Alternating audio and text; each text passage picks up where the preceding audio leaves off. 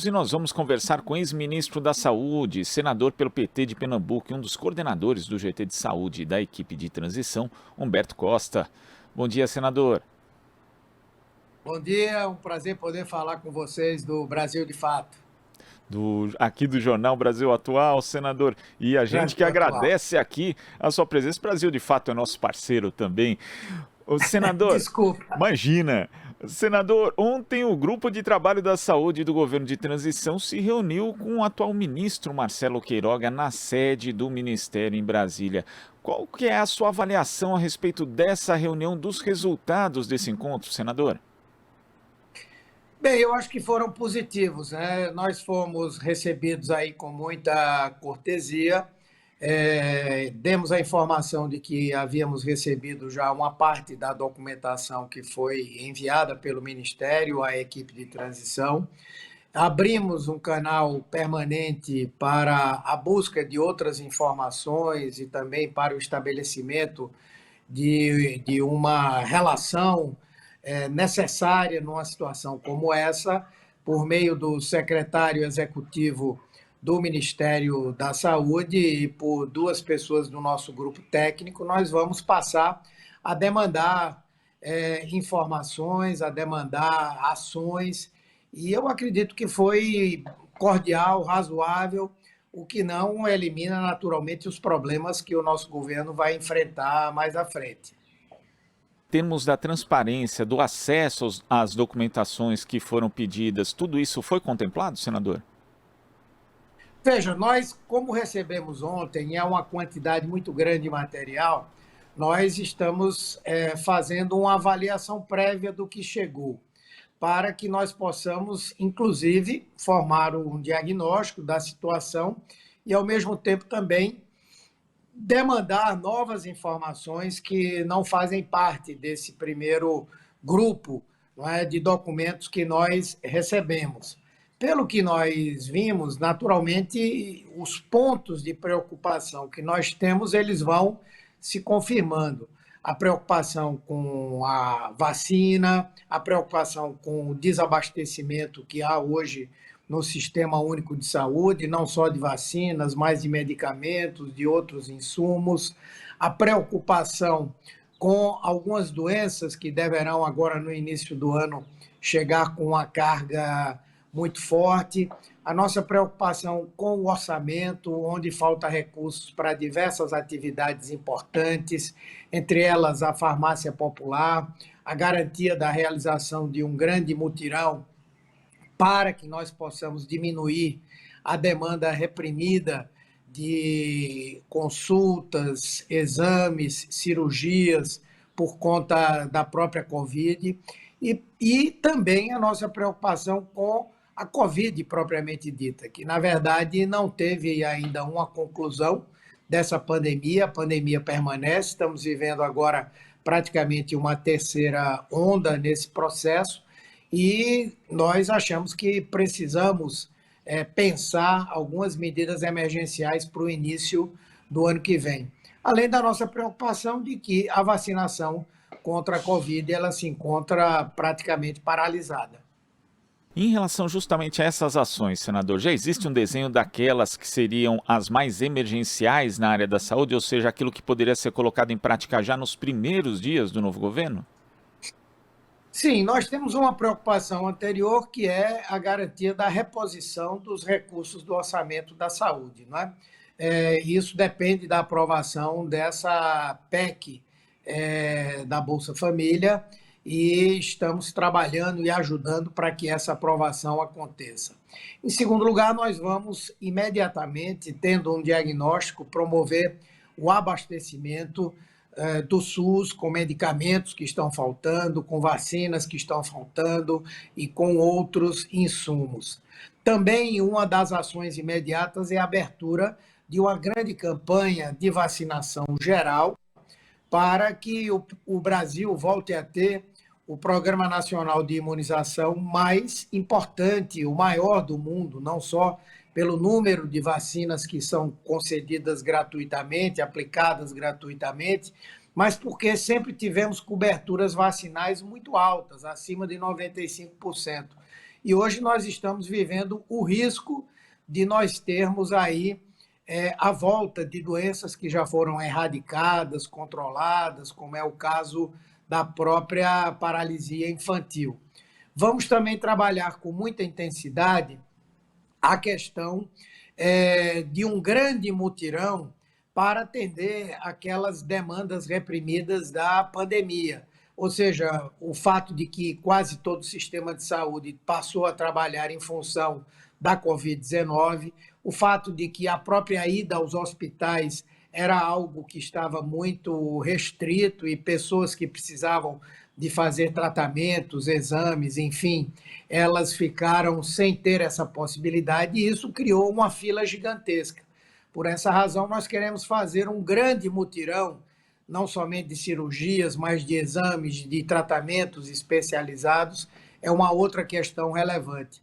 E, finalmente, a nossa preocupação com um processo rápido de digitalização da área da saúde, não só para que a gente possa ter uma gestão melhor, mas também para que a gente possa ter uma melhoria da qualidade do atendimento à população. Agora, quando se fala em mutirão, senador, a gente sabe que, na verdade, o Sistema Único de Saúde ele é integrado pelos entes federativos e nós tivemos, né, principalmente durante o combate à pandemia nesse governo, muito problema na articulação entre esses entes. E ontem houve também uma reunião no Conselho Nacional de Secretários de Saúde com a participação do GT da transição, com membros dos conselhos estaduais e municipais da área. Qual que foi o saldo dessa reunião, senador? Dá para prever também algumas ações articuladas entre esses entes que não conseguiram dialogar, principalmente por conta do governo federal, durante o combate à pandemia? Sim, muito boa a sua colocação. Um dos principais pontos que vão nortear a ação do futuro governo será a substituição desse conflito permanente entre o governo federal, os governos estaduais e municipais, por um pacto de cooperação entre todos os entes. Todas essas ações a que eu me referi, vacinação, mutirão, tudo isso depende de uma articulação muito bem feita, não é, entre os estados, os municípios e a União. Inclusive, uma campanha de vacinação, por exemplo, só poderá ter sucesso se nós estivermos de maneira articulada com os estados e, particularmente, com os municípios, que têm a responsabilidade de oferecer aquele atendimento primário, incluindo-se aí a vacinação.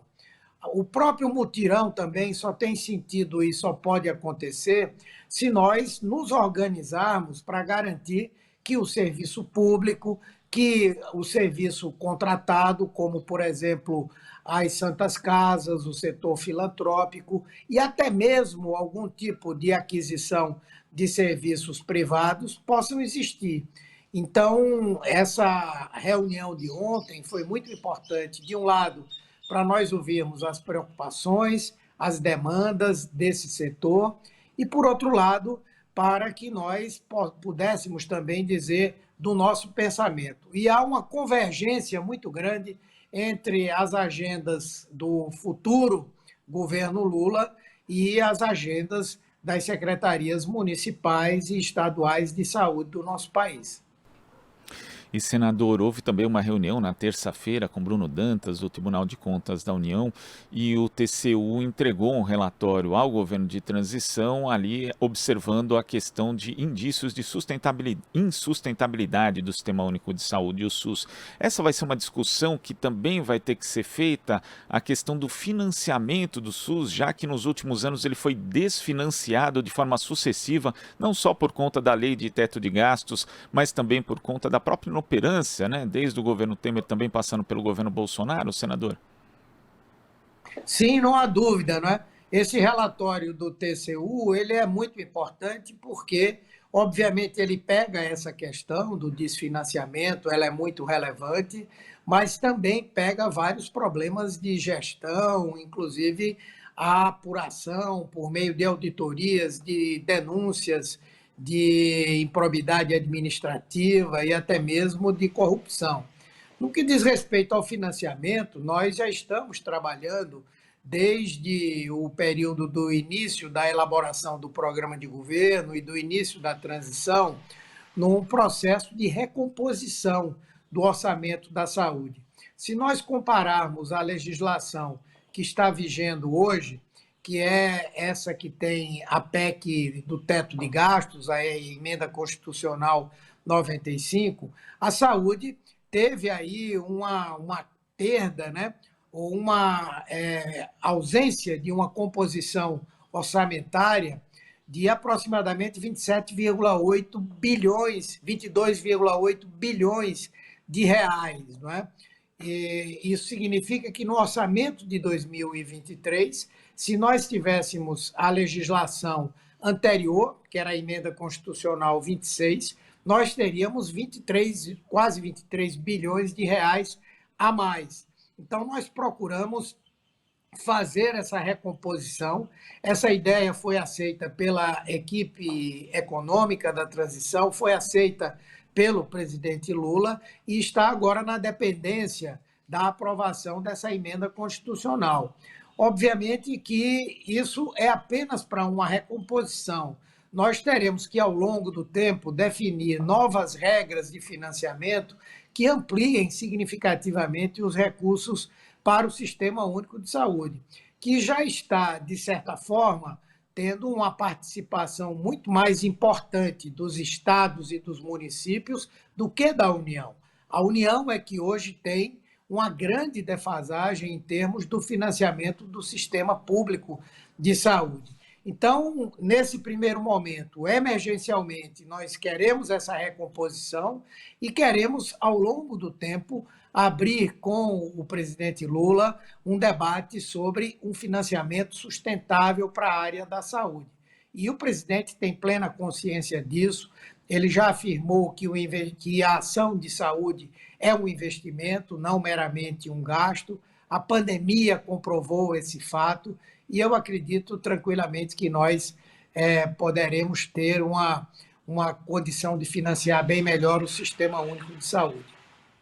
E até porque, senador, o TCU também apontou que o Ministério da Saúde não tem dados específicos sobre vacinação contra a Covid no país, em especial grupos prioritários e também por faixa etária, o que acaba dificultando a realização de campanhas específicas, mas também não tem dados ali sobre, por exemplo, as pessoas com Covid longa, com sequelas mesmo da infecção pelo coronavírus. Então esse é um desafio maior ainda também, senador, quer dizer, sistematizar esses dados e saber como direcionar as ações para determinados grupos e segmentos da população?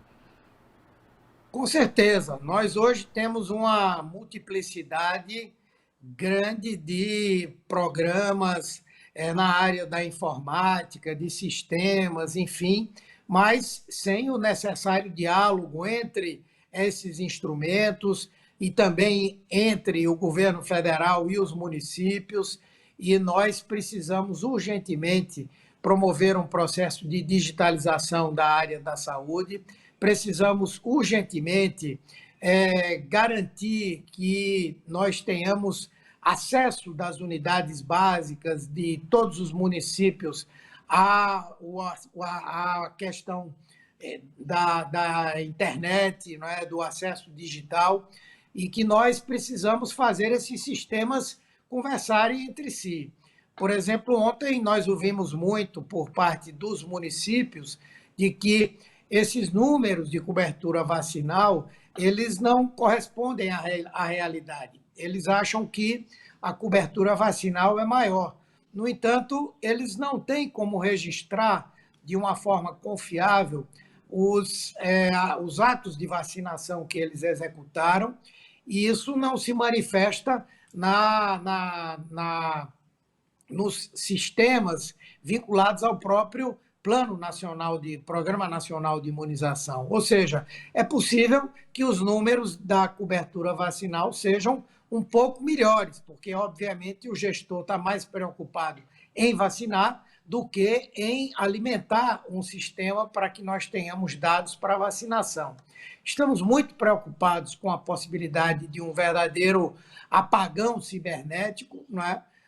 Isso está acontecendo lá na Presidência da República, o apagamento de dados, de informações, e também a fragilidade da segurança do sistema de informática do Sistema Único de Saúde. Então, esse também será um tema prioritário para nós atuarmos no início do trabalho do novo governo.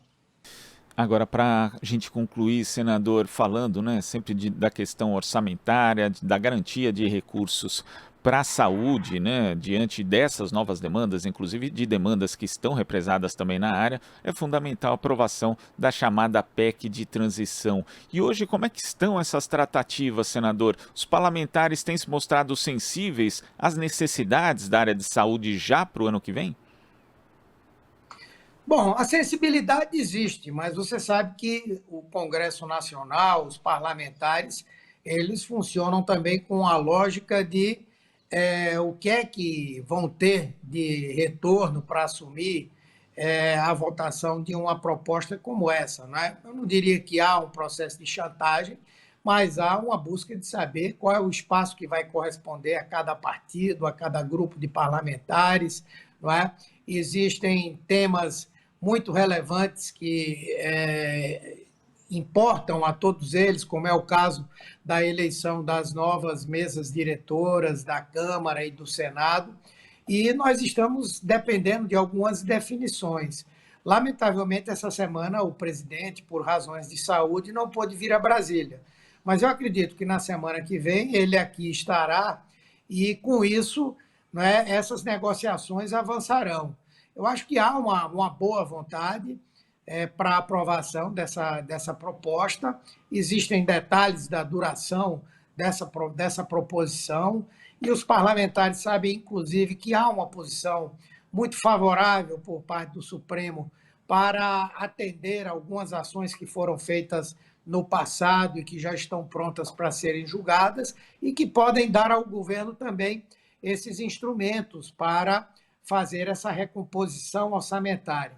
Mas o presidente Lula, corretamente, optou pelo caminho da política e, para isso, nós vamos precisar aqui da presença dele para fazer algumas conversas, algumas negociações importantes, não é?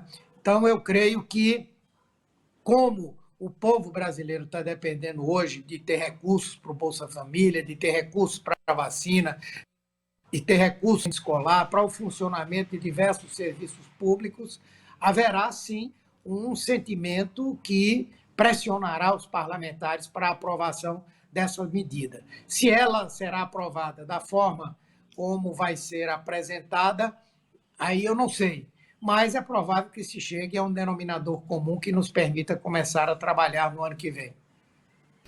Senador, muito obrigado pela sua participação aqui no nosso Jornal Brasil Atual de hoje. Até a próxima. Eu que agradeço, desculpem aí pelo equívoco, um abraço a todos que acompanham o Jornal do Brasil Atual. Abraço, senador. Conversamos aqui com o ex-ministro da Saúde, um dos coordenadores do GT de Saúde da transição do governo eleito de Luiz Inácio Lula da Silva, senador do PT de Pernambuco, Humberto Costa.